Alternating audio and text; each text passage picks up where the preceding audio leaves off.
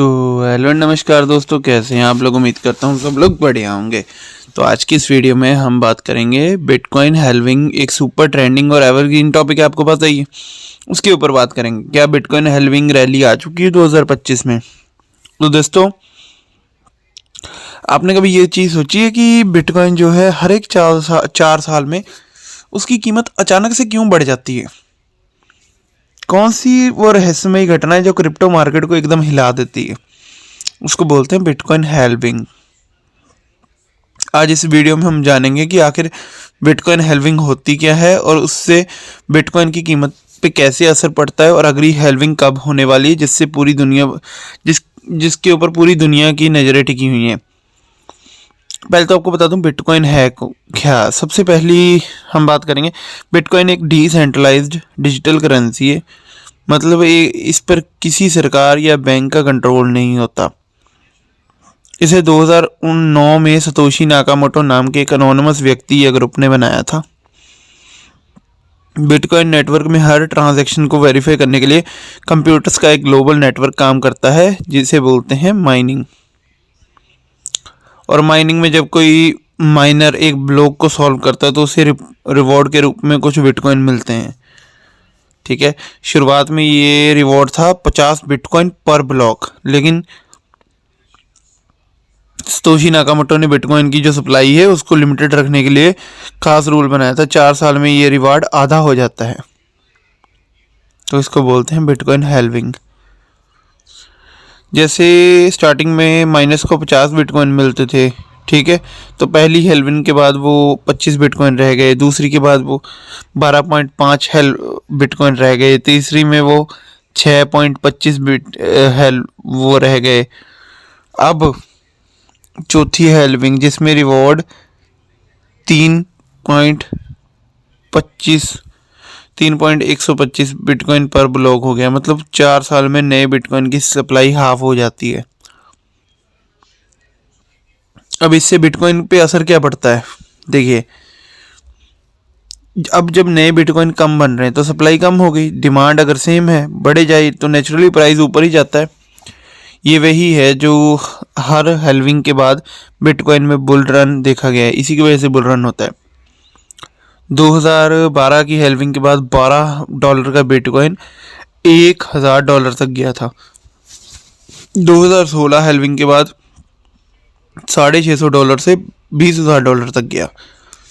2020 की हेल्विंग में $8,000 से $59,000 तक गया। सही है, तो अभी देखते हैं कितना जाएगा। बिटकॉइन की जो सप्लाई है 21 मिलियन तक ही, आपको पता है, ठीक है। अब अंदाजे के हिसाब से आखिरी बिटकॉइन 2140 तक माइन होगा, उसके बाद बिटकॉइन क्रिएट होना कम्प्लीटली बंद हो जाएगा। 2024 की जो हेल्विंग हुई है उसके बाद अब रिवार्ड है 3.125 बिटकॉइन, ठीक है।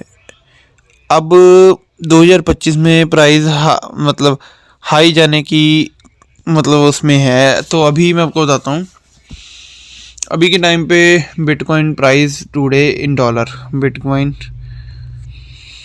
प्राइस टुडे इन डॉलर्स अभी $1,00,000 में है, 1,01,000 में। तो कुछ ने कहा है ये $1,50,000 तक भी जा सकता है। मतलब एक बिटकॉइन का प्राइस हो सकता है, एक्सपर्ट्स ने बोला है। एक सेकंड को ना, USD में अगर देखा जाए तो अगर मान लो $1,50,000 हो गया, $1,50,000, ठीक है, तो बिटकॉइन 1,32-33 लाख का भी हो सकता है, जो कि बहुत बढ़िया चीज़ है। अभी बिटकॉइन है अपना फिलहाल 94-95 उस पे चल रहा है। तो अगर मान लो आज से बिटकॉइन आज मान लो बिटकॉइन 95 लाख पे चल रहा, अगर 1.33 ईयर का हो जाता है तो कितना परसेंट बढ़ा, ठीक है। तो अगर देखा जाए तो इस साल देखा जाए तो ये भाई 40% तक भी अप जा सकता है।